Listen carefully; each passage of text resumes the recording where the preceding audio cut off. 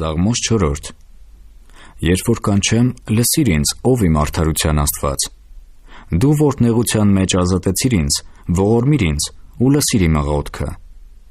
Ով մարդկանց որդիք, մինչև երբ պիտի իմ փառքը ամոթ դառնա, և ունայն բան պիտի սիրեք և ստություն պիտի խնդրեք։ Բայց ճանաչեցեք, որ Տերն ընտրել է իր սուրբին։ Տերը լսում է, երբ որ կանչում եմ նրան։ Դողացեք և մի մեղանչեք։ Խոսեցեք ձեր սրտերի հետ ձեր անկողիններումը և լուռ կացեք։ Արդարության զոհեր ընծայեցեք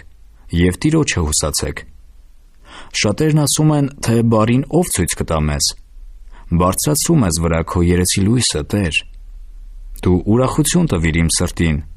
նրանց ցորենի և գինիի շատանալու ժամանակիցն ավելի։ Ես խաղաղությունով կպառկիմ և կքնեմ, որովհետև դու ես միայն, ով Տեր, ինձ ապահովությամբ բնակեցնում։